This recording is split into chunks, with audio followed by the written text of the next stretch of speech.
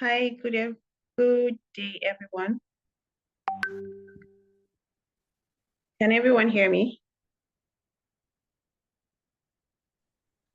Please confirm you can hear me. Yes, Ruth, I can hear you. Okay. Hi, Rebecca. Hi, Ruth. How are you? Um, I'm fine, thank you. Awesome. Um, thank you. So should we wait for more persons to join? Should we? You can start. You can Okay. start. They'll join as they come in. Otherwise, others will listen to the recording and all that. Okay. As I can see.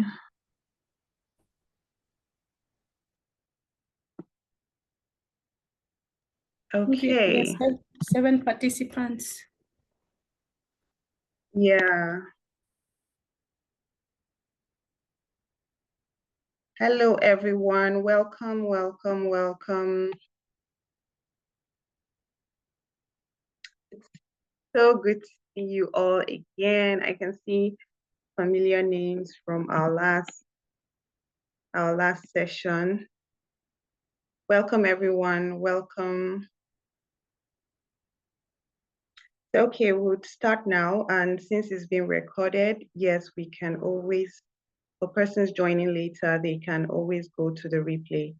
On behalf of good day everyone, and my name is Ruth, your host for this session. It's an honor and pleasure to be here.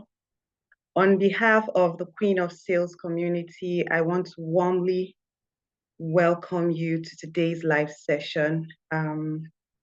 We are super excited to have you all here with us. And for those joining and watching for the first time, Queen of Sales is a global community, and we're dedicated to elevating women in sales, from entry-level professionals to top-tier executives. Our vision is bold: to champion 60% female representation in commercial leadership across the world through mentorship, visibility, and opportunity. We are building a strong pipeline of women in sales, empowering careers, shaping leaders, and creating a more inclusive future. Our core values are very simple yet powerful: leadership, collaboration, growth, excellence, visibility. At Queen of Sales, we believe in rising by lifting others. Whether you're just starting out in your sales journey or leading a strategy at C-suite, you belong here. And this year, like you've seen, our first session we rolled out with Dr. Yaduni. We have several other programs lined up as the coming quarters come by. And this is our second. We are so excited to have you here. We'll have more digital programs coming up to ensure we include as many people and persons on board from different locations across the globe. We are really excited to see how you can learn, connect, and grow with us. So once again, welcome. We are glad to have you here, and we look forward to an inspiring and impactful session together. So without much delay, I'll be introducing, we have two amazing powerhouses joining us. I mean, our speakers today, we're going to be learning a lot, and we hope that you'll be learning as much as well. We have our first speaker.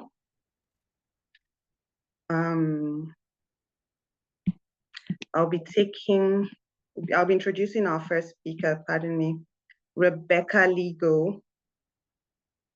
Our first speaker for today is a powerhouse in the sales industry, a woman who has built her career on leading teams to excel beyond expectations. She's the country representative of Queen of Sales in Kenya. She's passionate about equipping sales leaders with strategies that help them build teams, not just to meet, but considerably exceed their targets constantly. Today, she will be sharing insights on leading high performance sales teams to consistently exceed targets.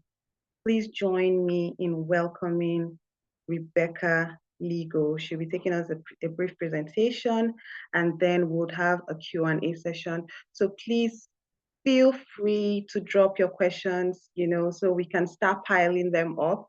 So as Rebecca is done with her presentation, then we can, proceed to the Q&A session. Welcome, Rebecca. Thank you. Thank you so much, Ruth. I hope all of us are well and we are having a great weekend. So Yeah. in Kenya, Saturdays is time to just social a bit. So it's a real sacrifice for me to spare time to talk about a topic that I love.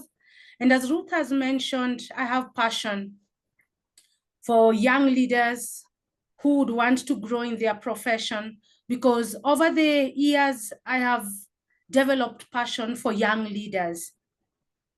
When we first started our sales journey, no one trained us. From a junior sales representative, we just got into leadership, and that was very challenging. So I believe I have how many minutes, Ruth, for my session? 20 minutes? Yes, fine. Okay, fine. So it is 6 or 7, by 7:30 I will be done. So I want to start by saying the words of J.C. Maxwell, that everything rises and falls on leadership. And this typically means that leadership is the foundation of any organization. And you will all agree with me. Peace, Esther, Choma, you've been in the industry for long, sales industry, and leadership is the foundation of any organization. It is leadership that sets the tone for the movement and for the peaks and troughs that an organization makes. Leadership is the determinant factor. If leadership is strong in an organization, the organization thrives. If leadership is weak as well, then the organization goes down. And my role today, as Ruth has highlighted, is to expound on how do you lead a high-performing team. And being that we are queens of sales, so we can reframe it and say, how do you build a high-performing sales team? So number one, I have 5 nuggets that I'm going to highlight. And then when I'm done with that, I'm going to highlight on what helps in mixing the 5 nuggets. So the first trait or the first skill that every leader who is leading a high-performing team needs to have is the leader must be visionary. The ability to lead, the ability to show direction. A leader is someone who leads. We lead from the front. Vision is very important. And we have all heard that without a vision, the people perish. Similar to high-performing teams. Without direction, organizations are thrown into chaos. A team without a vision is like a ship. It's like a ship without a compass. Therefore, for you to develop a high-performing team, clarity of mind. When your mind as a leader is clear, you are able to give clear direction. So the team must understand and have a clear picture of the destination. If the destination is 1 billion by 2030, that has to be clear. Before we think of strategies of how to achieve, what do we want to achieve? So vision inspires commitment. When managers say, my team members are not committed, we have said everything rises and falls on leadership. So when they say, we don't know what to do, what does it mean? The direction is not clear. Vision inspires commitment. Vision drives resilience. A resilient team is a an achieving team. So clarity of vision is what translates into clarity of roles. You find team members who've worked with the manager for maybe 1 year and they still say, I don't know they go to the HR and say, I don't understand my role. Why? The direction is not clear. Vision transforms a group of individuals into a purpose-driven team. When your team members work, not just for the sake of coming to work, but they are purpose-driven, it's because the vision is clear. So vision keeps your team members to have high morale. So what is expected from a leader? You must communicate the vision clearly. You must walk the talk so that your team members also can own the vision that you've highlighted. So that is point number 1 in terms of leading a high-performing team, vision clarity. Number 2 is performance. We have said the topic is how do you lead a high-performing team? Performance falls again into one of the nuggets that we have to look at when we are thinking about a high-performing team. Performance is the output of vision. So after setting the direction, what is the output? How do we measure our steps towards the vision? We measure our steps by looking at performance. Vision provides direction, but performance delivers results. A high-performing team is not just a busy team. You can have people who are busy. Every day they're making 100 calls per day. But how do we measure how they are performing? Are they effective? Are they consistently achieving? So how do we measure their effectiveness? By looking at the performance metrics. Performance is not static. It improves with feedback, reflection, and skill building. We've all heard about this terminology, maybe peace, you've heard about it, that what gets measured is what gets improved. So sometimes managers will say, my people are not working on this. They are not innovative. Why are they not innovative? You are not recognizing innovation. You are not measuring innovation. Therefore, whatever you measure is what is improved. Also, remember one thing, as I'm just thinking about this topic as well, performance is the heartbeat of a high-performing team. It is the heartbeat. When performance stops, we are dead. The team is dead. When the team is not performing well, we call it low performance. When they are performing and vibrating high energy levels, results are coming, we call it a high-performing team. Why? Because there is a performance meter that we measure. So, vision sets the why, but performance delivers the what. For all of us who've been in sales for the many years that we have worked, numbers, we normally say numbers don't lie, figures don't lie, because that is what is measured. Without consistent, accountable, measurable performance on teams, we cannot call it a high-performing team. So the first skill that I mentioned is the manager must know, the leader must know how to bring clarity when it comes to vision. What is the direction we are taking? Then number 2, we have to measure. How far are we from the vision? How far are we from the target? Then we think about the strategies. What are the strategies that will take us to the direction that has been outlined? The third point that I also appreciate, and this demarcates high-performing teams from the non-performing teams, and this is recognition. Leaders must learn the power of recognition.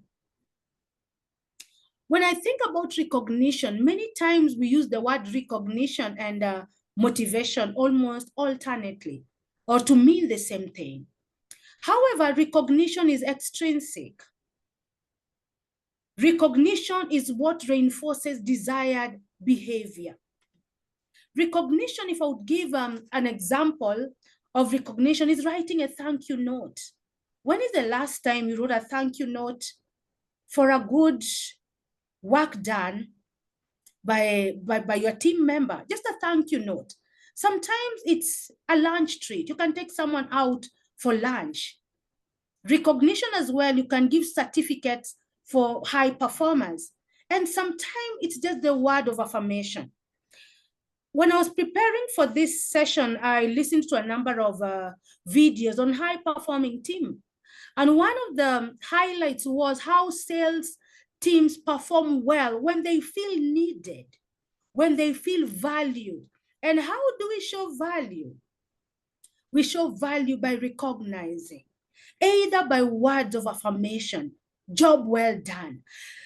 Being that we are living at a time when channels of communication are high. We have emails, we have WhatsApp groups, we have cards that we can write to recognize. One thing that I have developed is to use an emoji that shows well done. So it's written, well done, good job. So when you do something good, I just send you on WhatsApp. It's like a stamp that says well done.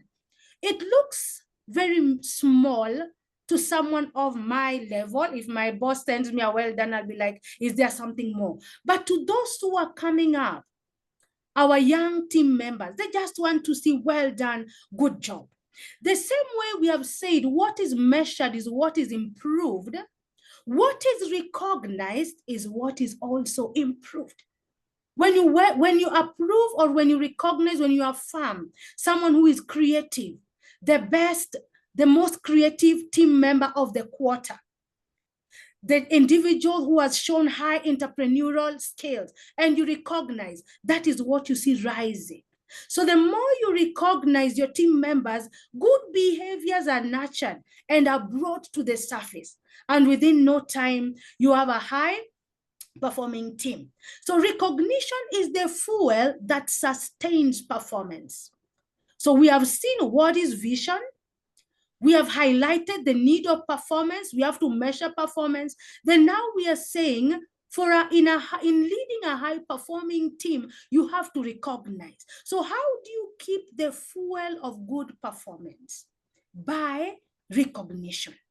So as leaders and as we desire to create high-performing teams, because when your team members perform well, that's how you also increase your value, your brand as a sales leader. So when they perform well, you recognize them, and there is fuel for a sustained performance. To mention on the third point, which is motivation, you will agree with me. I can see Elizabeth, thank you for joining. While recognition acknowledges. So we have said that recognition is external, motivation is more intrinsic. It's more internal. Motivation is that drive that pushes individuals to act, perform, and persist. So whereas recognition, someone will feel, I was recognized last quarter. So what happens this quarter? We can't keep, if you do well, we'll keep recognizing you. That is good enough. But when recognition is escalated to another level where the individual now feels an internal reward, that is motivation. Motivation is internal. You feel like, I'm doing this job as purpose of my life. The reason why I was created was to build leaders to stronger leaders. It now becomes purpose. So when I started my pharmaceutical management journey, I thought I was just going to sell pharmaceutical items. But as I started working with young leaders, I developed purpose. So number one, my manager gave me vision. Number two, he measured my performance. My performance grew. It was great. Then after being recognized, I started getting internal motivation, such that I would speak in such a setup requesting for no pay. Why? Because this is now motivation. So motivation is purpose-driven. Motivation is now when we bring in the bonuses, the quarterly incentives, the yearly incentives. So motivation is the energy behind performance. We have said recognition is the fuel that sustains performance. Motivation is the energy. What drives you every day? What makes an individual to wake up to meet a certain customer and execute the marketing activities in a given way? It is beyond recognition, because in this setup now, it's you and the customer. No one is seeing you. So motivation comes in to give you the energy to deliver. So vision sets direction. Performance delivers results, but motivation is what sustains the drive. So motivated teams don't just work hard, all right? They work with passion, with resilience and consistency. So when you have a team that is not resilient, check their motivation level. Check the last time. When is the last time you recognize them? I remember having a meeting with one of my managers last week, and I asked, when is the last time you recognized any of your team members? Did you write an email towards the same? So sometimes we need to check how motivated are our teams. So motivation is the spark that turns vision into action and performance into excellence. So without motivation, even your highest skilled team members will burn out. They'll burn out. So motivation is very important. Last and not least, this is number 5, is teamwork. So we have seen vision, very important for a high-performing team. We have seen performance, motivation, and recognition. The 5th skill that leaders must have to build a high-performing team is teamwork. When companies are young, one person can do the work. 2 people can do the work. 10 people can do the work. But when organizations grow and you have a team that goes into hundreds of individuals, teamwork is important because the targets are going higher. So it is teamwork that ensures that the collective output is greater than the sum of individual efforts. The collective output is greater than the sum of individual efforts. An individual can achieve so much, but a team output is greater. Therefore, for a leader to have a high-performing team, you have to have the art of encouraging team members to work together. And we will see some of the advantages of working in a team. Number 1, we are all aware that it creates synergy. Of course, synergy brings better results. Through teamwork, creativity and problem solving as well is also experienced. You will agree with me, and Ruth as well, and my colleagues who are listening, that teamwork is what fosters trust. When an individual says, I don't feel like going to work today, and they're getting exhausted, sometimes it's because the environment is not right. So what we call environment, we always think someone from outside is coming to give us a good environment for work. No, it is the people. Your team members create the environment within which they move. So when there is teamwork, we find there is trust and there is psychological safety, which is very important. So teamwork aligns diverse strengths. We all have different strengths. So when we work as a team, we are able to appreciate the strength of each other. It also enhances accountability. Teamwork enhances accountability because you'll ask your colleague, did you do this or did you do that? Teamwork also builds resilience. There is improvement in consistency and also efficiency. So teamwork is the glue that holds a high-performing team. So you could be having vision, which is the direction.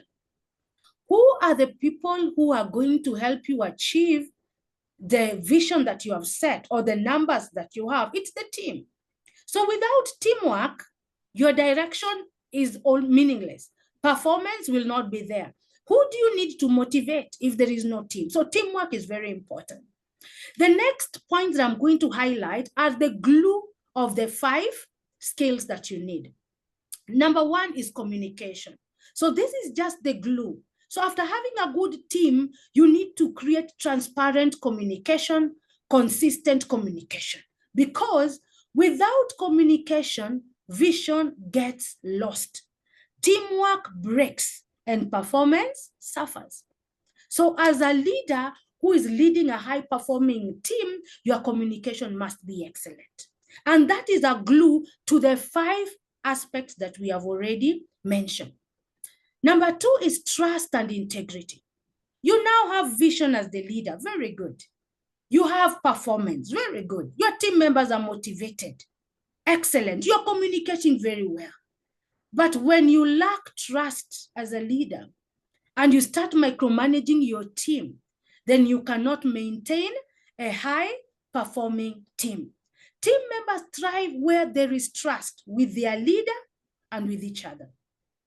A leader's credibility and fairness builds a foundation for loyalty and psychological safety. So where there is trust, where there is integrity, psychological safety comes in.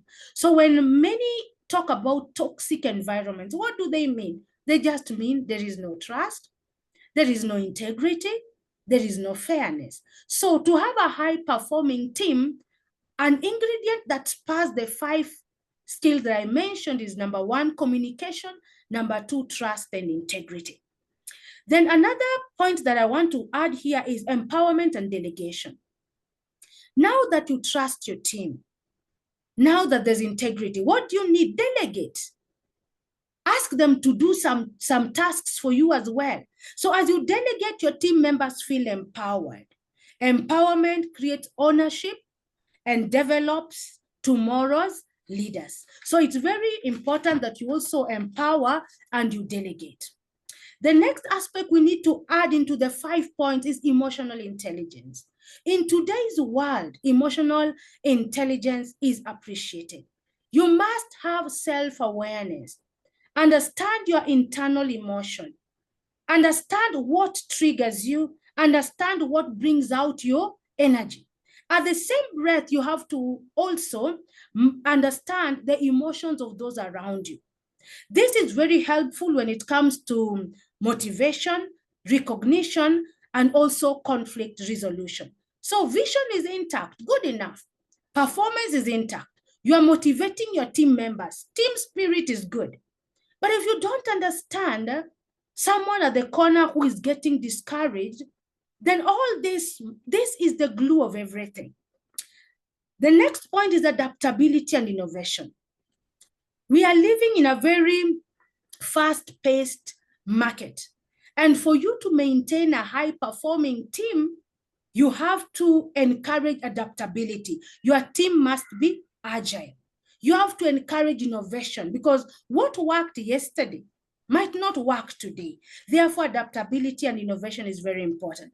As I finish, I want to say that as a leader leading a high-performing team, coaching is progressive. Coaching is a daily aspect that you have to add into all that you do. Mentor your team members, coach them. Investing in skill building and personal growth ensures the team has consistent performance.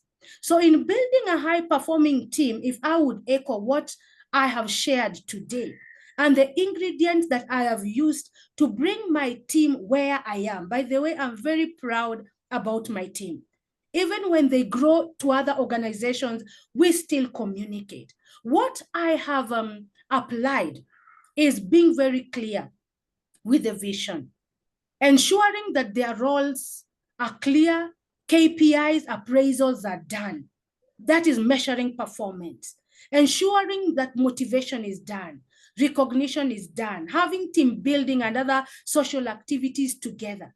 All that I have been able to put into practice, and I have seen that it brings a high-performing team. So vision brings direction. When you measure performance, there is delivery of result. When you recognize and motivate, that is the fuel and energy of your team to bring in sustainable results. When you encourage teamwork, you provide unity. What I have mentioned is we have the glue of all of these 5 aspects. What puts these aspects into play is effective communication, emotional intelligence, adaptability, and innovation. Having a spirit to coach your team and to mentor them. When we do all this, we are able to experience a high-performing team.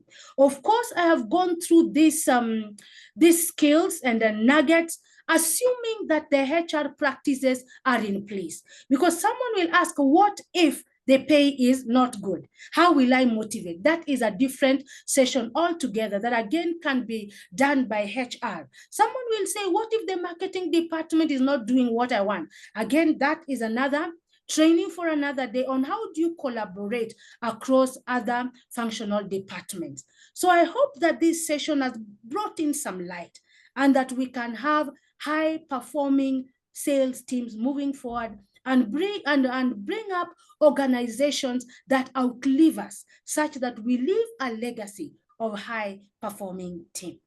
Thank you so much, and I hope that this is going to bring change. Thank you. Thank you.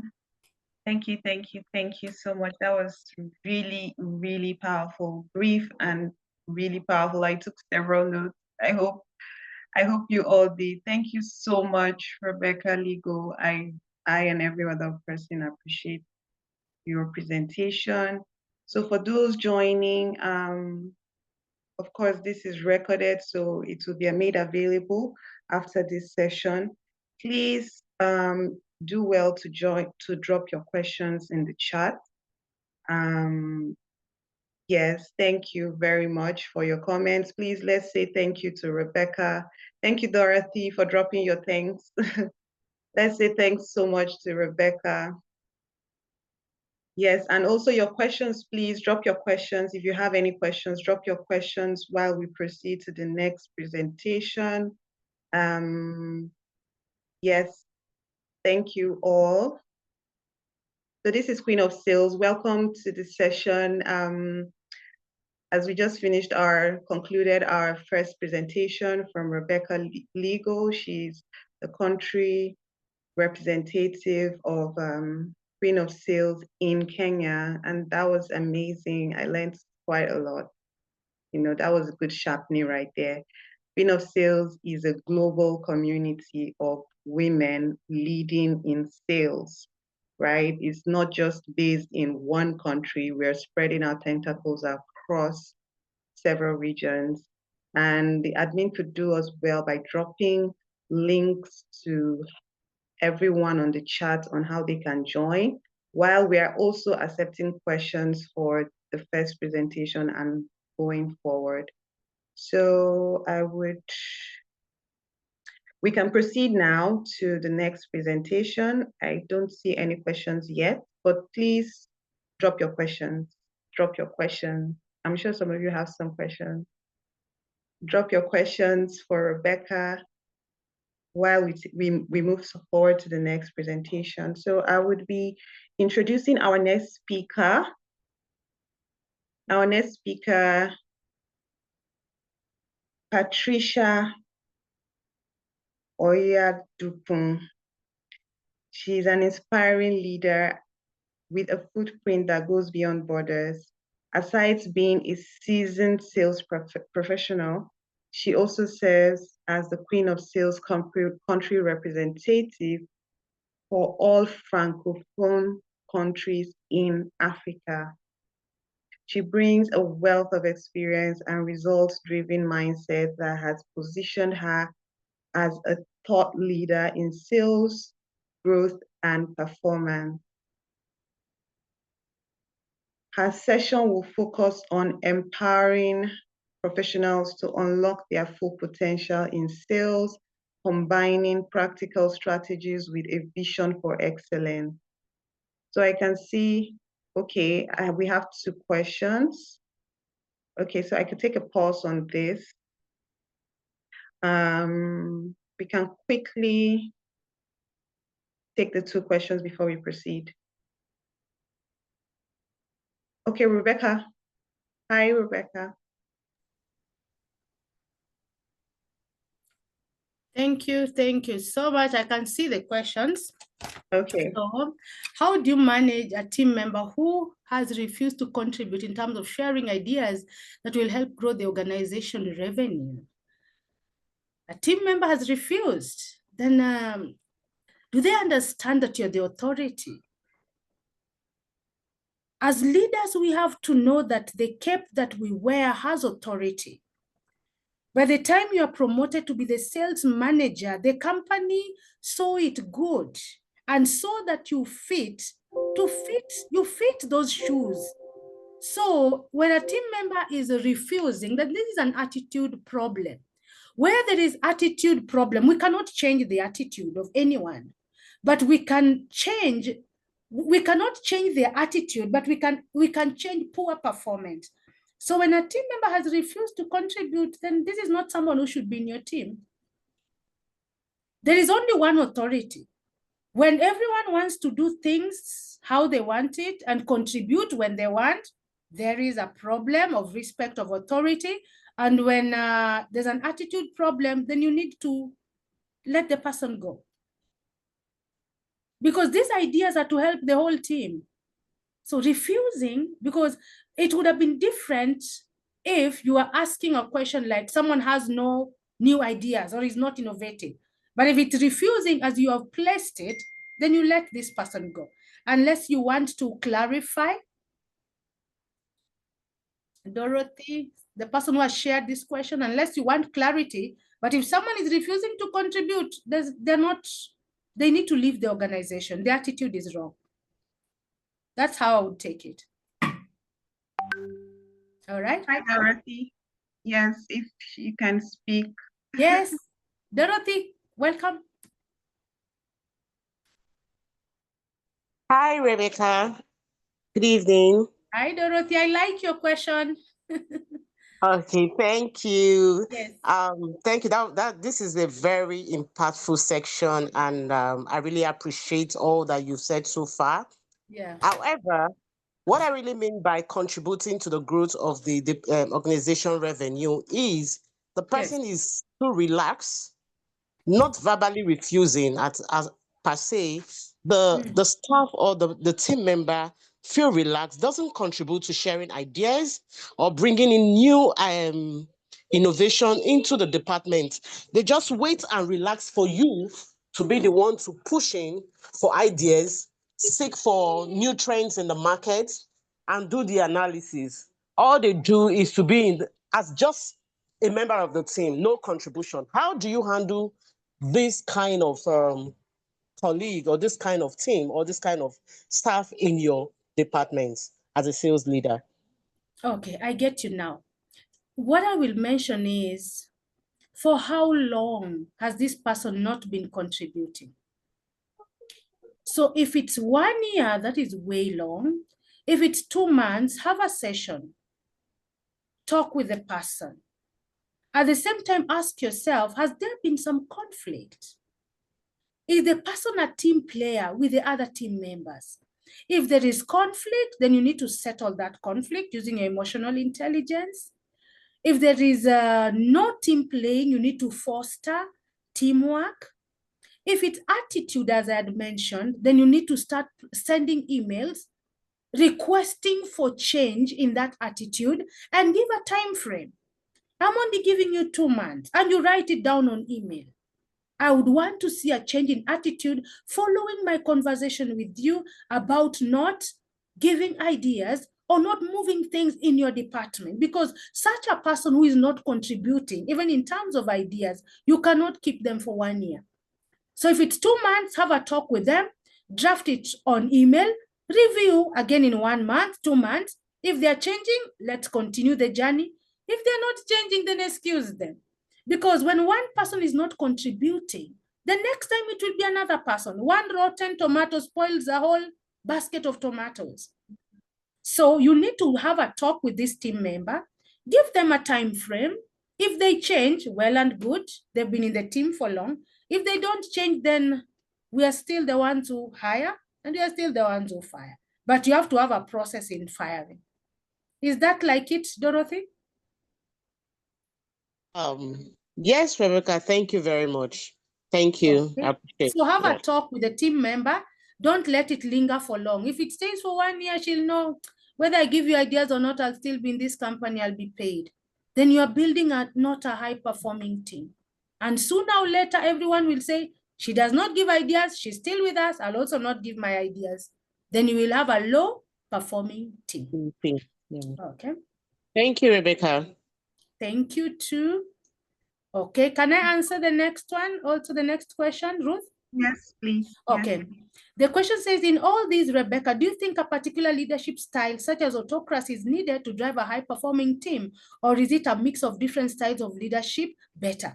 Thank you so much. This is a very good question, and also a whole topic on its own, looking at the democratic style of leadership, autocratic style of leadership, the freer style of leadership, and other types of leadership.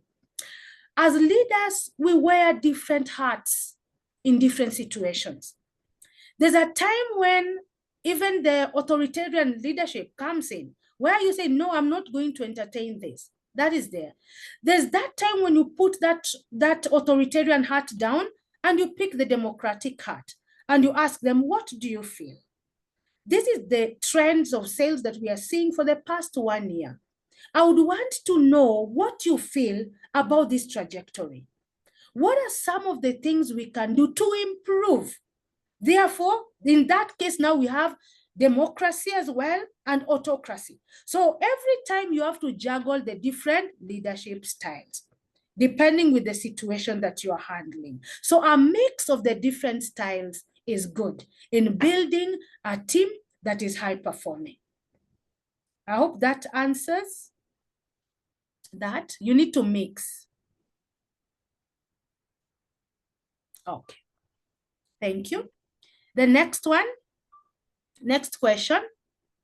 When building a sales team, what hidden qualities do you look out for that is not obvious on a CV? Okay, so when we are recruiting, we just say we want a sales manager. That's how it comes out. We don't say we want someone to build our team, but I like how you placed it. It's one and the same thing. So some of the qualities that are critical is we look for good communication skills. When we go through hundreds of CVs, you'll not know who is a good communicator. So we look for good communication skills. Then number 2, we look for problem solving and critical thinking skills. Who is this who can do good critical thinking and problem solving? All these are not in the CV. So we ask situational questions to understand how you will analyze various situations and come up with answers. So critical thinking is important. What we also saw in my presentation is your emotional quotient, which you also test through situation analysis. How emotionally intelligent are you? As you speak, someone can ask you a question that can trigger you. Do you still handle yourself? Are you in control of your emotions? That as well cannot be seen on your CV. We are living at a time when you go chat GPT and you will get a whole resume. You'll get a whole resume. So resumes, almost all of them look good nowadays. The days of looking for full stops and titles are long gone. So interviews are important. Face-to-face interviews, also virtual, you can pick a little bit. We also look at the body language.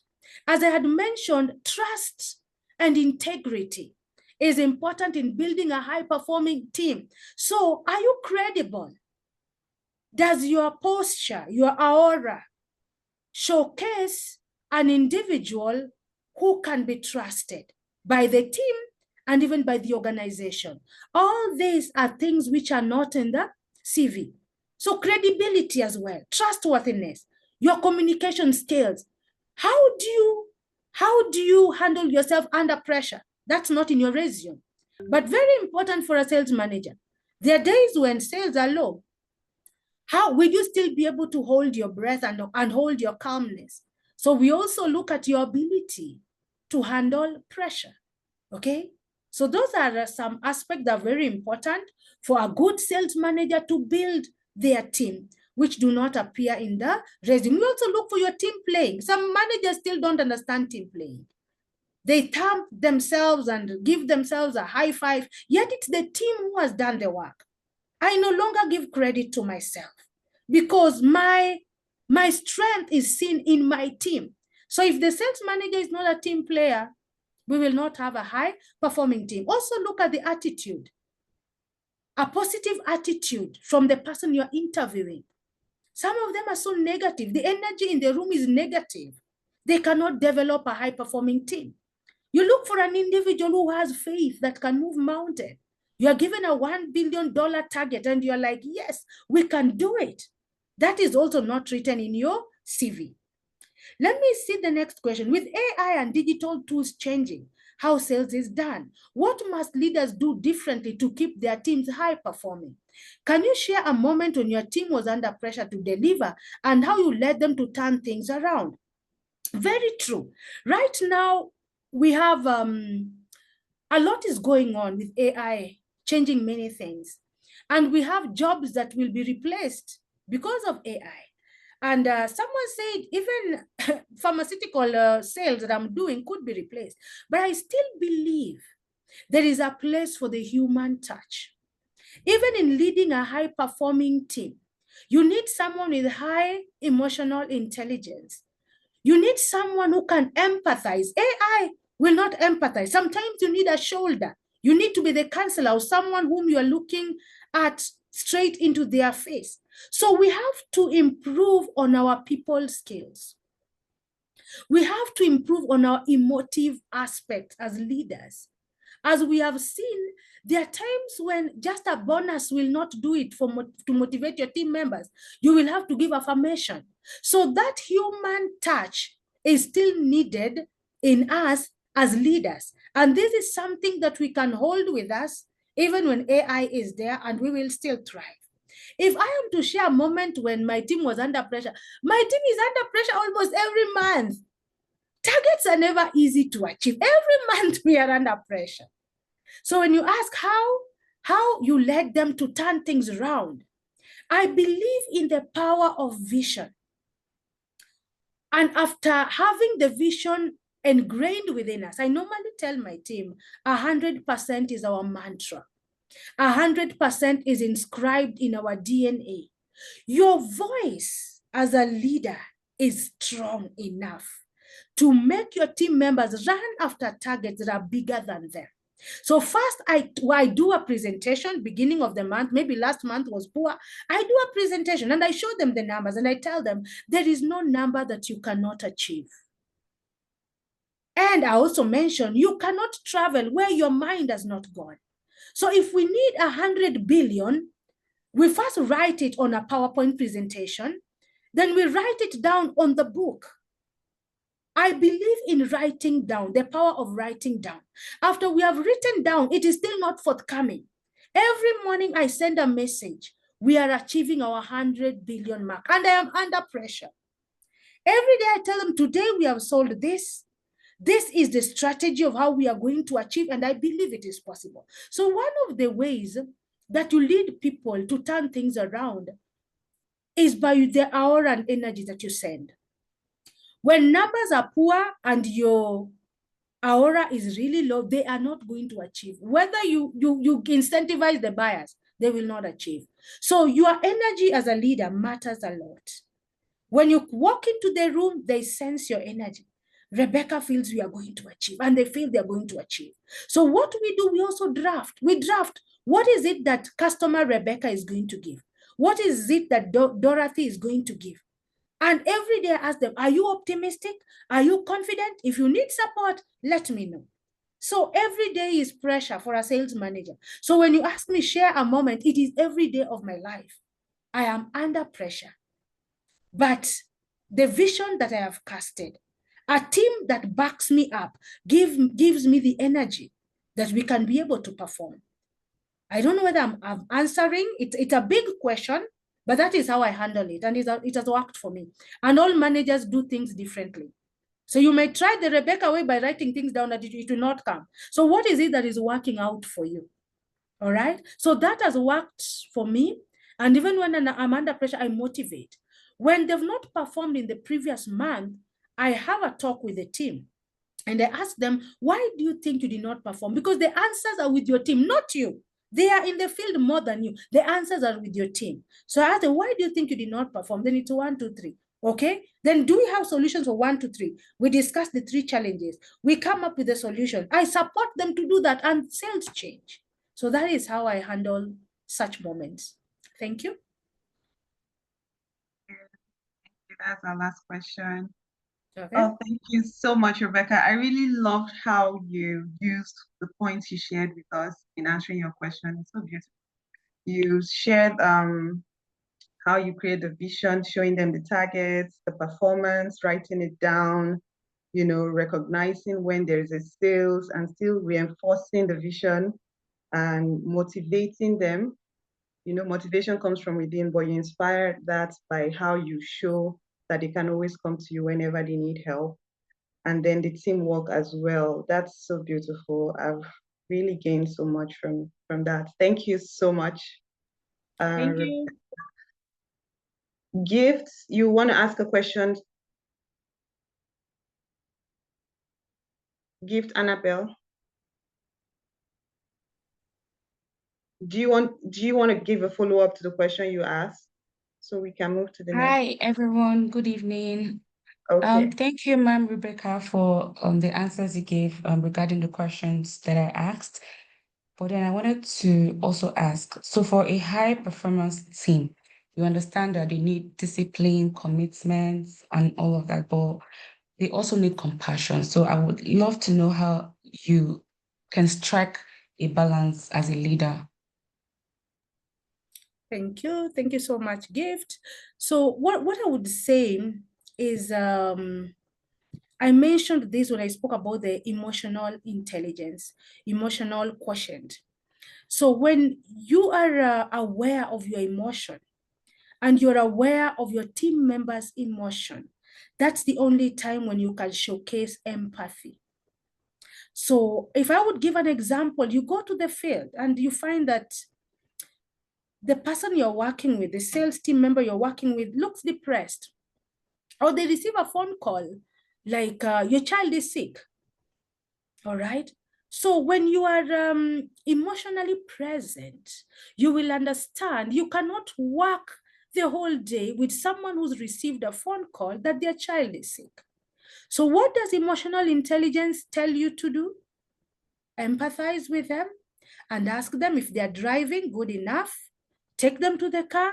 Let them go to attend to the sick child, take the child to the hospital. If they don't have a car, I have ever done this before, drive the person to their home, let them take the child, drive them to the hospital, leave them with a doctor as you go to attend something else. That is emotional intelligence. To all the team members who you show sincere empathy, we all want them to grow and go and even leave us and go to other companies. But when you show empathy, they will stick with you forever. And the fact that you let them go to see the sick patient tomorrow, when they have time to work, they will work as though they are not working for Rebecca, as though they are not even working for themselves, but also working for Rebecca. That's what I wanted to mean. So you have to bring in empathy, which is a very, very big skill for us today. The generation that is coming, they how can I say, they don't amass pressure the same way we did many years ago. So when you don't have empathy, you will work alone. Your whole team will leave and you cannot be able to meet those numbers. So what I would say is that you have to balance, and there's nothing you lose by showing empathy. It's just human. If I'm sick, I don't want my boss to tell me, Rebecca, you have to come to work. It's just common sense. My boss will release me. I have a very good boss. He will release me. I will go. He will even send me messages. How are you faring on? I wish you quick recovery. And when I recover, I just want to work with this boss. So if you want to create a high-performing team, showcase empathy.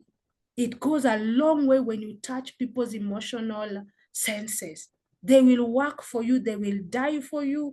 They will want you to succeed and shine. Gift, have I answered? Is it clear, or there's still a part I've not mentioned? It's possible to balance. Just be human, that's all.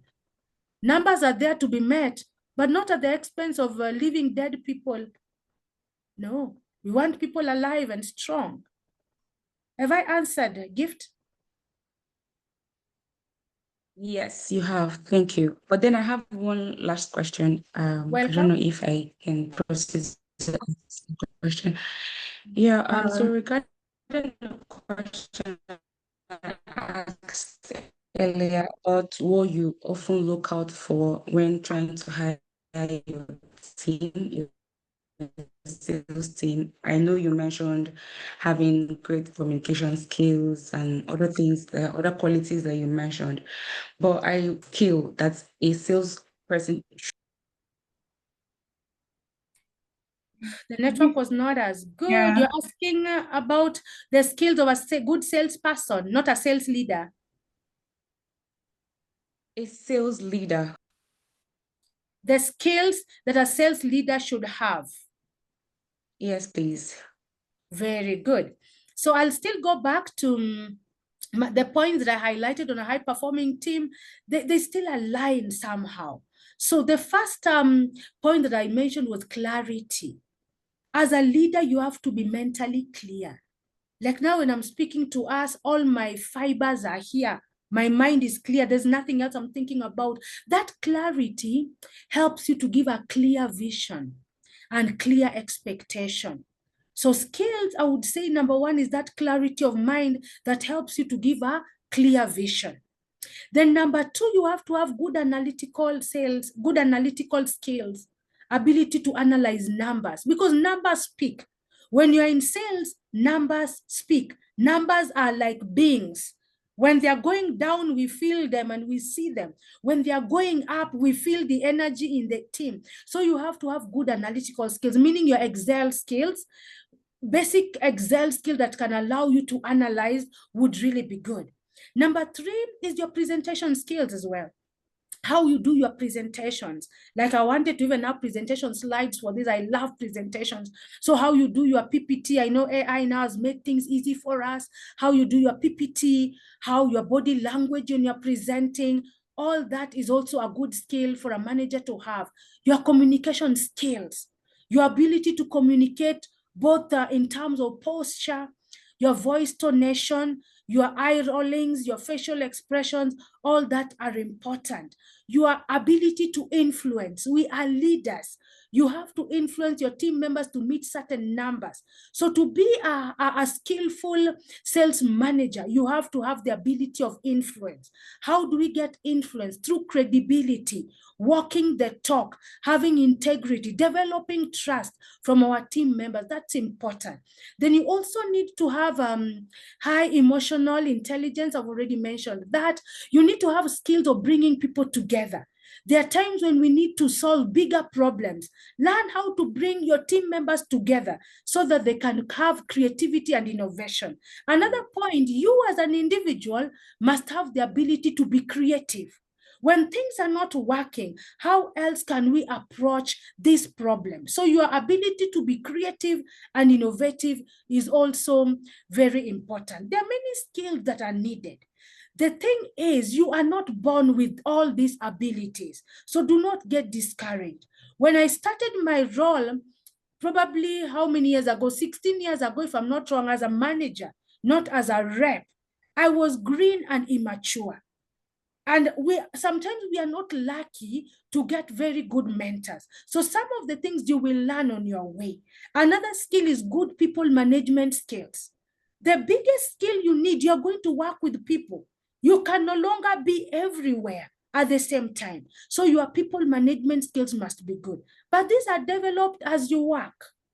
So the more you stay in your role, the more you read different books, you are going to sharpen the skills. So we look for those skills, but sometimes you don't get 100%. We can do with the 70% as the manager develops the other skills and they get support from the senior manager as well. I hope that's helpful, Gift. Yes, thank you. Helpful? Helpful?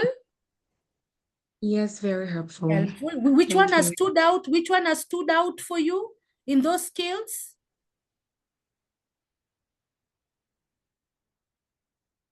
Gift.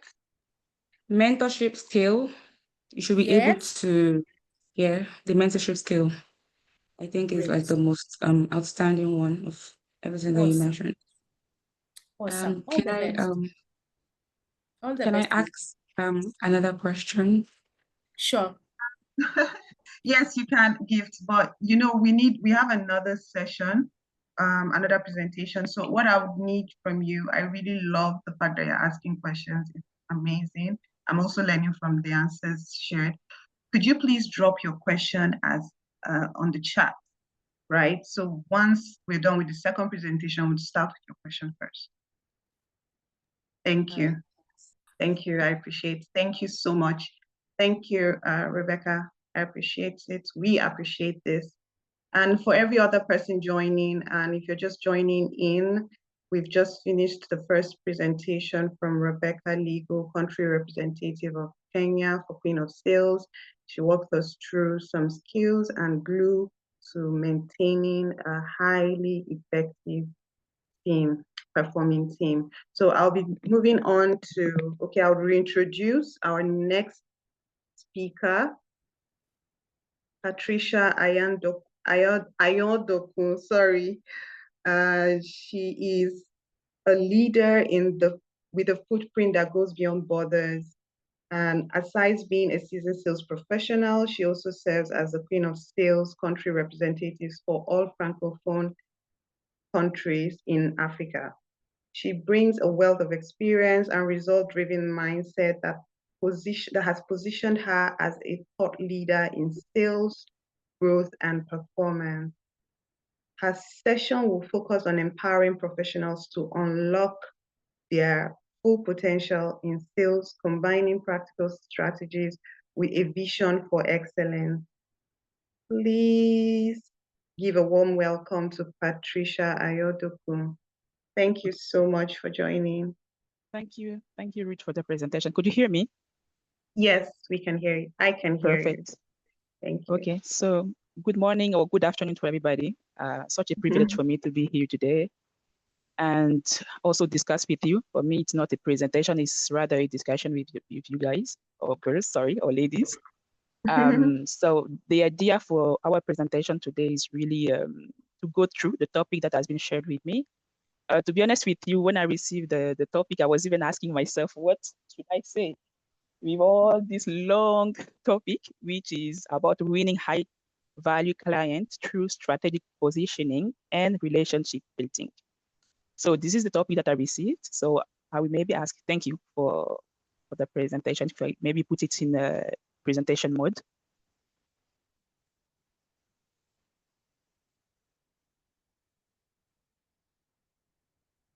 Okay. Could you maybe put it on the presentation mode for me, please?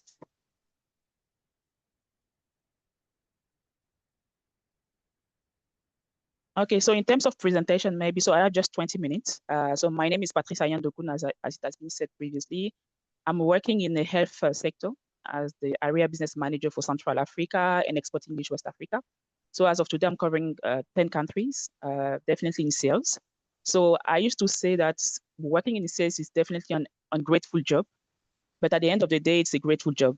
Why am I saying ungrateful job? It's simply because the first year, when you are making the sales, everybody will say, oh, wow, you're a very good salesperson. And then the next year, when you are not making the sales, then you're not a very good person in sales.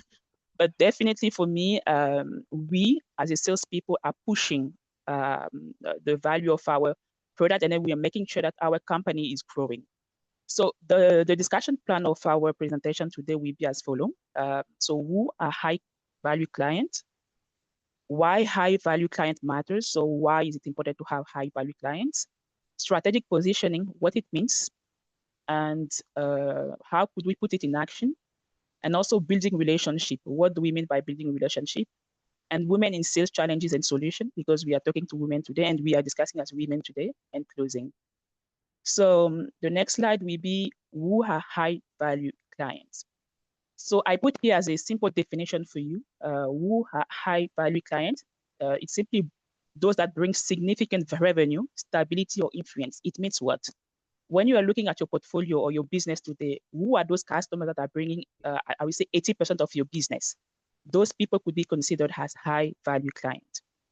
They are also consistent. So you can also have consistent demand from them, from those high value clients. and also have a long-term partnership potential from those customers. Last and not the least, and then they have this willingness of investing in quality. So those are the critical definition of high value clients. And then why does it matter to have high value clients in our portfolio? It's simply because they will bring you revenue stability. The second one, they will also bring to you reputation, so a very good reputation to your business. And also you can also get a lot of opportunities from them, like in terms of word of mouth. So they will be able to refer your business to other people. So in terms of strat, now we talk about the high value client. So we define the high value client. Now we're talking about strategic positioning, what it means.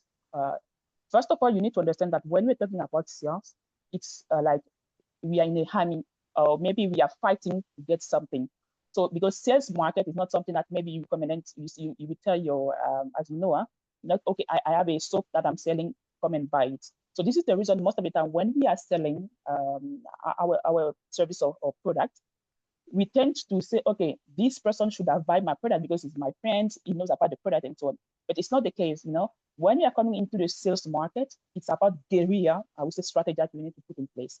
So what is strategic positioning? What it means? So strategic positioning, it's simple. It's how you differentiate yourself in the client's mind. Today, it needs to be clear enough in the mind of your customer, the one you are selling your product to. They need to be able to differentiate your product from the competition. The second one is the unique value proposition. What are you having as competitive advantage compared to your competitors? And also have a personal branding. It's exactly what will make the difference between you and somebody else. And also the market knowledge. Those 4 points are critical. It's, for me, how you make sure that you are positioning yourself in the right path to make your product or services visible to people. So in terms of next slide now, how could we put it in action? First of all, you need to have a clear and compiling elevator pitch. It means what? Even if you are sleeping today and people are coming to waking you up, you should be able to speak about your product from the 4P's perspective, like product, price, place, and promotion. So why your product is important, what is the price, and how to be differentiate yourself from the competition. It needs to be clear enough in your mind, even if you're sleeping. It needs to be clear for you. And also you need to work on the storytelling because it's important also to maybe, I would say, to develop a story behind your product, because it's at the end of the day, the story, unfortunately or fortunately, that people are buying behind the product, the experience that people are buying behind your product, and also align your offer with your client priorities. So we talk about a high value client at the beginning. So in terms of strategy, you need to make sure that everything that you're doing it for the customer. So don't do any activities because you believe it's okay, but do it because it will help your customer. And then at the end of the day, they will buy your product. Then I was asking myself, what is the kind of example I can share with you? So I'm Christian, by the way. So I put this one, it's coming from the Bible. So it's a story of David and Saul. So the King Saul was having some issues. And then when he was discussing with his servant, so one of the servants of Saul said, oh, because of what you have as issues, maybe let us find somebody that can play music for you so that you'll be able to heal from the issue that you're having. But you know what happened? There is one servant of this king that told him, I've seen somebody that is very good in playing music. So then the king said, okay, go and bring this person that is very good in playing music to come and help me in what I'm facing with my situation. What do I want to bring from this story? It's simply that it's not David that said, oh, I'm very good in playing music and so on. It's somebody that's seen him. Even he doesn't know the person, by the way, the servant that say, I know David. It means what? When you are good in something, it's people around you that will refer you to people to say, okay, I know somebody that is very good in maybe in selling products. I know somebody that is very good in designing a product. But it means that you need to be the best ever in what you're doing. Then people that you even don't know will be the person referring you to those people. So this is the reason why I put this kind of example. So for the next slide now, so we talk about relationship building. So why is it important to build relationship?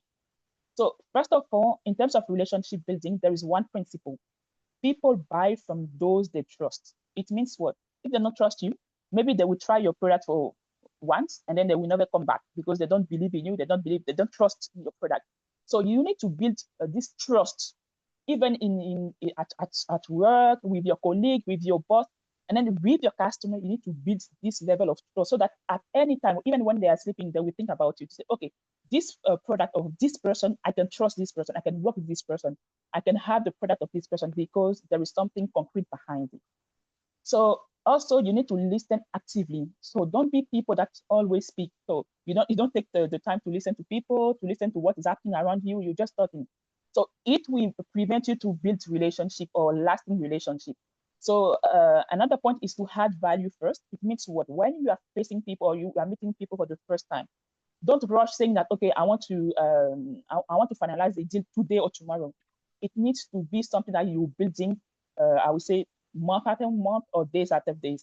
Don't make this relationship about getting something from the person in front of you. They need to understand that you want to build a strong relationship with them, but not putting like all of a sudden what you want to take from them, because you're not building relationship doing so. So you also need to be consistent. I think Rebecca mentioned it when she was presenting before. Consistency is key when we are talking about building relationship. You need to be consistent in what you're doing. You need to make sure that what you're saying is along with what you said even yesterday. Don't say something today and then say something else tomorrow. Consistency is key. Build also personal connection and focus on long-term partnership. So those key points will help you build relationship. So in the next slide, I put the tools to build a relationship or tools for relationship building. So those 3 points are critical. CRM system, as sales, we are using CRM. It means that when you are meeting somebody for the first time, or maybe a potential customer, definitely you need to put all those information in the CRM so that it will help you track along when you're discussing with the potential customer. The second one is social media. Please use all the social media that you have, LinkedIn, Facebook, Instagram, use it. Those social media have been created for something. So this is the reason why we are calling it social media. It will help you meet people. It will help you create relationship, and then it will also help you close some deals. Last and not the least, it's networking event and program. So I put just a picture here of what was happening in Nigeria last year. So as we're using it as we used to do here also in the Queen of Sales Network, we need to make sure that we are participating to events when there are forums. So in those forums, you need to target the key forum that is going aligned with what you're doing. It means what?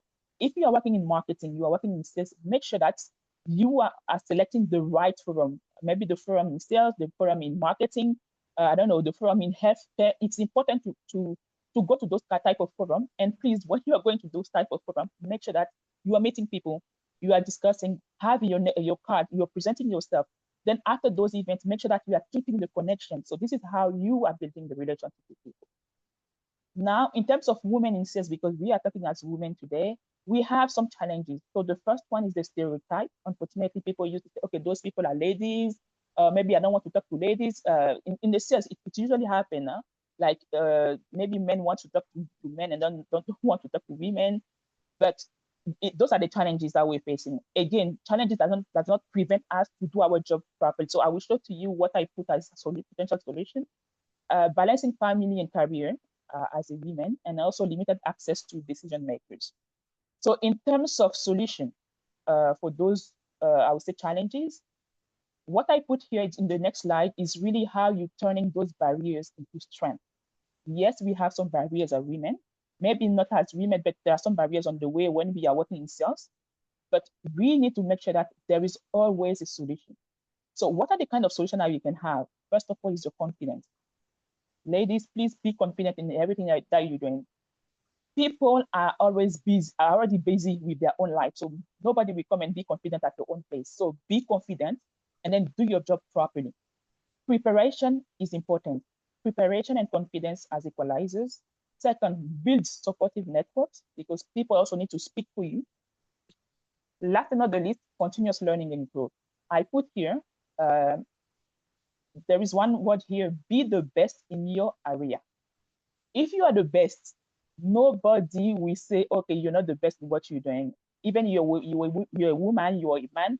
Because you were the best, people will go and seek after you or stick for you because you're the best in your area.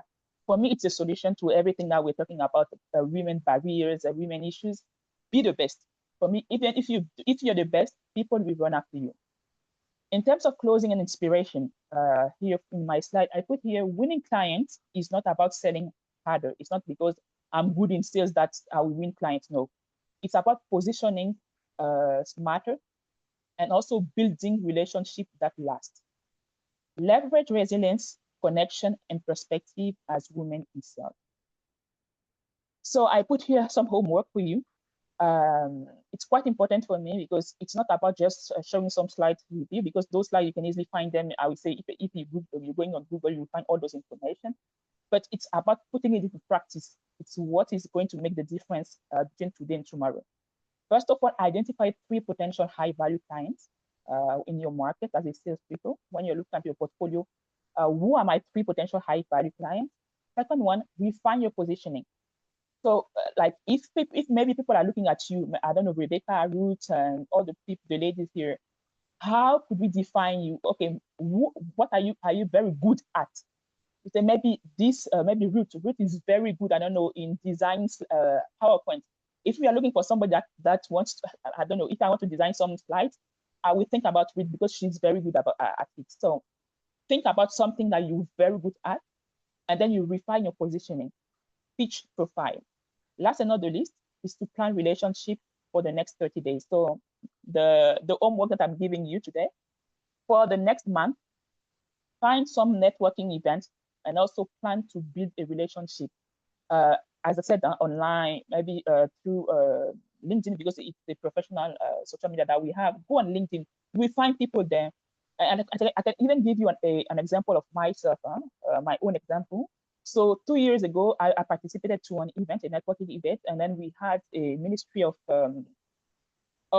Health that participated to the event. To be honest, I don't know this Ministry of Health, but I wanted to discuss with the person, but I don't know who will help me find the Ministry of Health. So what did I do after the program? So I went on LinkedIn and I searched for his email address. And thank God I found the email address on LinkedIn, and I sent him some email saying, oh, thank you, Ministry of Health, for participating to the event. It was a very good event, and then I learned X, Y, and Z. And then it will be an opportunity for me to meet him. I can guarantee you that 30 minutes after this email, I received a reply from the Ministry of Health saying, okay, I can meet you maybe, so he said the week after, if you are available. This is how I met the Ministry of Health from nowhere. So it's about daring also. Don't stay in your place to say, okay, I don't know how I will meet this person. Even if I used to say, even if it's the president of Nigeria, it's the president of, I don't know, of Kenya. If you want to meet the person, you will find the way to meet the person. It's about thinking ahead on what is the plan to do it. And for me, for me, it's a solution in everything I would want to capture at the end of the day. So I put here some examples. So in terms of strategic positioning, so I put here Apple and IBM. So they have been able to work together in terms of positioning. So today we know about Apple with all the products they are designing in IT. And also in terms of relationship building, an example, it's Coca-Cola and Deloitte government accounts. So Coca-Cola have been able to work with and then Salesforce also, they have been able to work with those government to create a lasting business in the US, and also combine effects, winning and keeping high value clients. So for me, strategic positioning and relationship building are the key to keep high value clients. And for me, if you have a portfolio and then you don't have high value clients, I don't believe that your business will last. So yes, you are selling today, but how you're making sure that you have a stronger and a sustainable business year after year is simply by having high value clients. And to have those high value clients is just to make sure that you refine your positioning and then you're building the right relationship with people. So those are the key points that I wanted to share with you today. So feel free to ask any question you may have. As I said, it's a discussion, it's not a presentation. It's what I've been able to gather together, to share with you as a presentation. So thank you for having me for the presentation today. Thank you so much, Patricia. That was amazing. I was insightful. I got so much noted down. Thank you very much. To everyone on the call, please, if you have questions, drop your questions on the chat. Drop your questions on the chat so Patricia can answer. And if you also have questions from the previous presentation as well, drop your questions. Feel free to drop your questions now.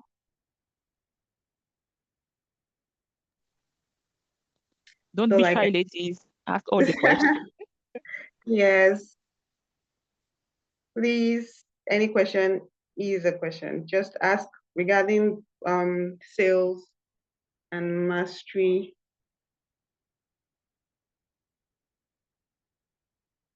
Patricia had taken us through winning high value clients through strategic positioning and relationship building.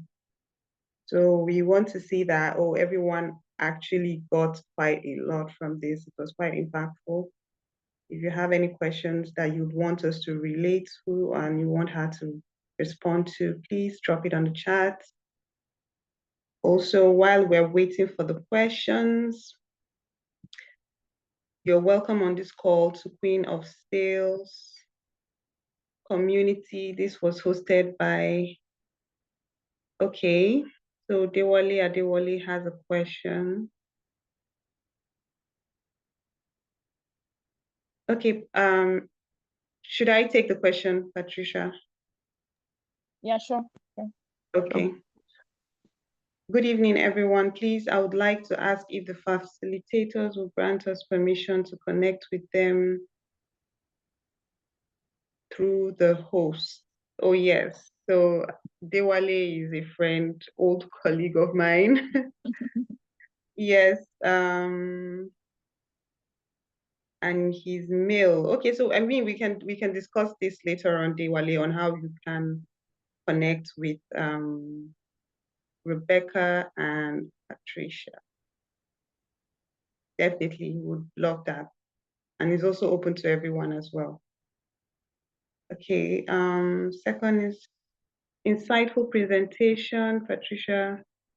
Thank you. Please, how can I work on my personal branding in order to attract high value clients? Okay, so thank you for the question. So first of all, building a personal branding is not simply to attract high value clients. It needs also to be clear enough. So it's important as a salesperson or even as a professional to build your personal branding. Personal branding is simply by what people define you. When people are looking at you today, they will have a clear understanding of who you are by your personal branding. So how do you talk? Who are you talking to? How do you dress? Like what are the books that you read? How do you develop ideas? It's critical enough. Then yes, in terms of attracting high value clients, so who are the clients that you want to talk to, or like what are the type of customer do you want to attract? So based on the type of customer you want to attract, then you align your personal branding. It means what? If you are looking at government, for instance, that you want to attract as high value clients, you need to make sure that when you are defining your personal branding, it will help you enter those kinds of area. You definitely know, I used to say, if you want to catch a type of customer, you need to understand what are the key points surrounding those customers. Who are those customers? I talk about the 4 P's: the product, the price, the place, and promotion. I'm coming back into the marketing points. Is who are those person? Like, what are the interests of those person? How do they talk? What are they looking for? Then we make sure that I review or I realign, my personal branding to make sure that I'm attracting those type of customers. Yeah, maybe, I don't know if it's clear enough for you, but for me, it's critical to have a personal branding. Personal branding is not something that we talk about in just 5 minutes. It's something that you need to sit at.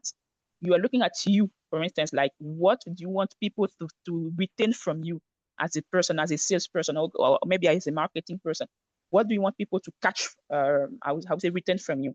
Then you build your personal branding around it. Then when you're building this personal branding, look at the type of customer that you want to attract. What are the interests of those persons? Then you build your personal branding around it. But it's critical to know your customer. For me, it's the first and the starting point. Who are the customers that you want to attract? And then what are the interests of those persons? Then you build around it. So can you share an example where positioning helps you win a client? Sure. So before even moving to the sales, I was working in marketing. So this is why I'm talking a lot about marketing and positioning. So today I'm working in pharma industry, and then in pharma industry, we are also working with distributors and also direct market and government. So how I make sure that I win one client, which is the government. So I was working with Ghana, also in Ghana, sorry. And then I wanted to win a tenders in Ghana. And the tenders in Ghana was with the Ministry of Health, as I mentioned previously. So what did I do? Sorry, I made sure that everything that I was doing so in terms of communication was towards this Ministry of Health in Ghana. So all my activities that I was doing, I was making sure that I was designing some marketing activities to partner with the Ministry of Ghana in Accra. And all the activities that we were doing in Ghana was around this Ministry of Health. Then I was positioning my brand as the partner of Ministry of Health in Ghana. So this is how I position myself. And then today we've been able to sign this memorandum of understanding with the Ministry of Health in Ghana. And then we also won a tender that we're working on last year. So this is how I've been able to position myself, simply by making sure that I was working towards collaborating with the Ministry of Health, and then making sure that I was the partner, the privileged partner of the Ministry of Health. So this is how I've been able to win the client. So I don't know if I answered your question, Gifts.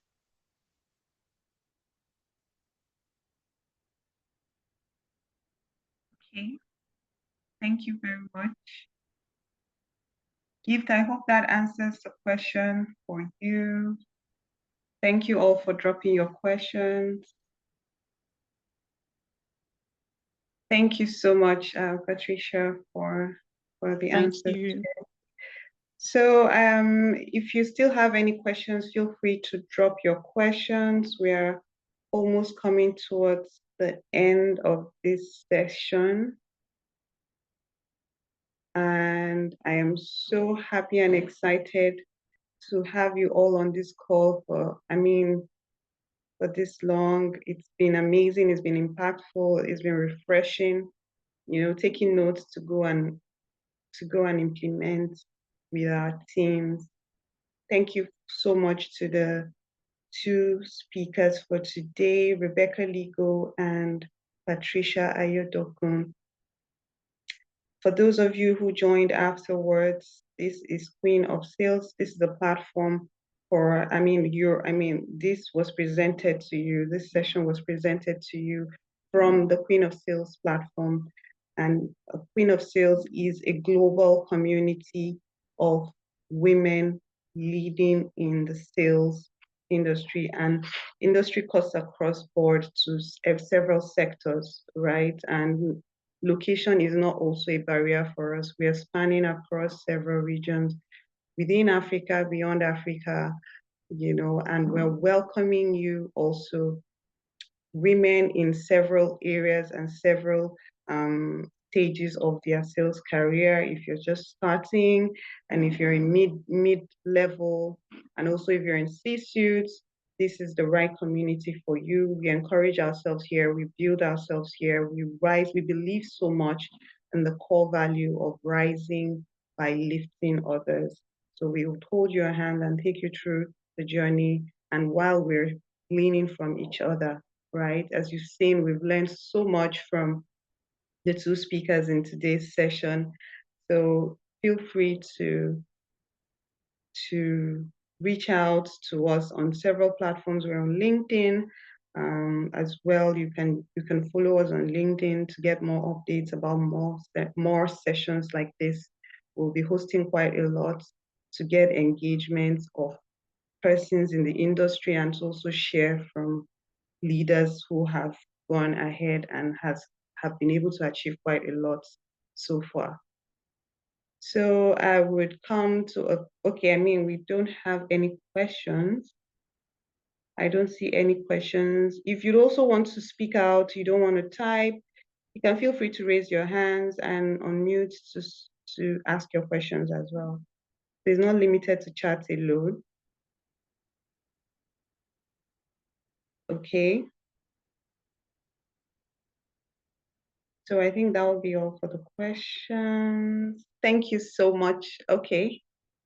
Okay, Gift Annabelle has a question. Please go for it. Can I mute?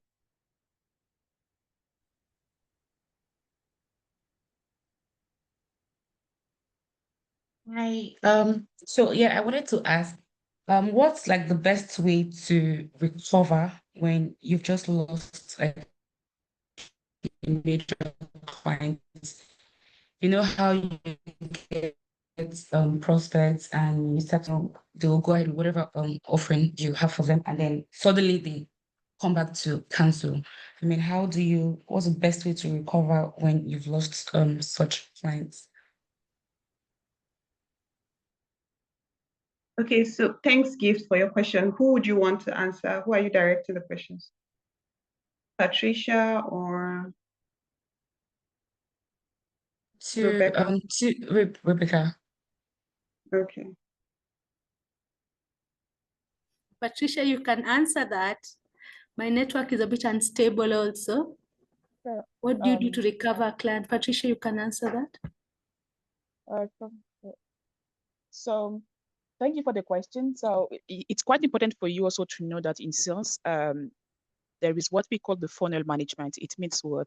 When you are targeting a customer and then all of a sudden you losing the deal, it's part of the life of the sales. So this is why you need to have a plan A, a plan B, and even a plan Z in sales. Never, if the deal is not closed, never think about it as a one case or a one scenario. You always have to have a plan A to plan Z. Then regarding the customer you're talking about, or even the deal you're talking about, if you lost it during the way, you need to ask yourself what happened. So why all of a sudden the customer decided maybe to not take my product anymore or to close the deal anymore? As soon as you identify it, then you'll be able to come back and rewrite your copy to say, okay, maybe it's because of the pricing.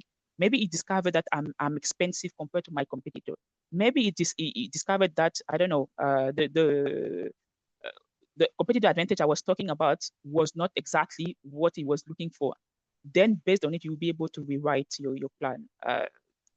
It's always that there is always a possibility for you to win back this customer if you've been able to identify the reason why he said no to you. Because if you have not been able to identify the reason why he said no, you will always do the same thing. And then doing the same thing, we always give you the same results. Changing your copy will help you maybe definitely, I would say, attract the customer. And then never put your mind on one customer in sales. This is I would say, my recommendation as a salesperson. So because I had this issue also last year in sales, and by the way, with one of my customers that I promised to buy, I would say even 1 million, it was about 1 million euro deal. Unfortunately, all of a sudden he said, okay, I'm no more interested about it.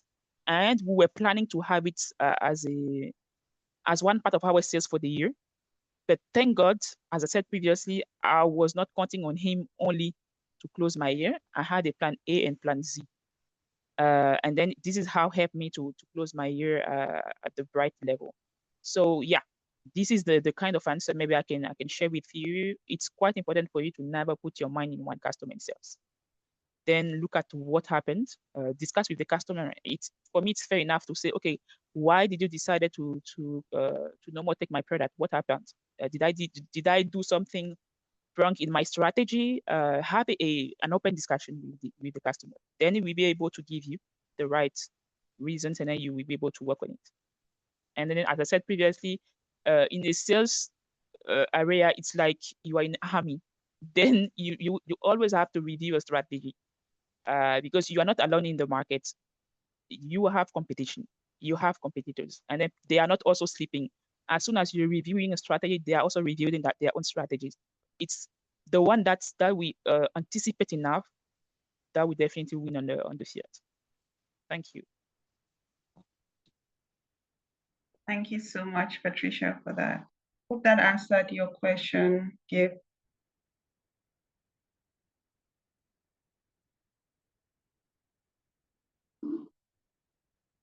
Okay.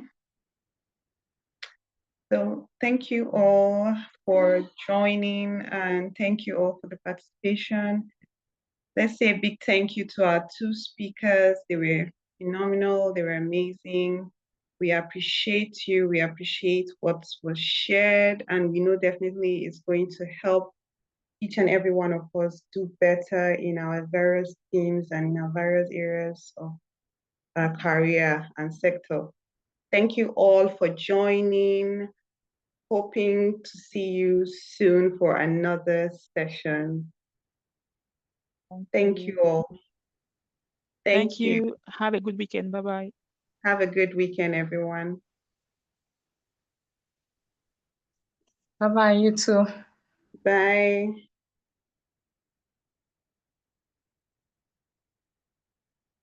Bye, Ruth. Bye, Rebecca. Bye, everyone. Thank you. Thank you all. Bye.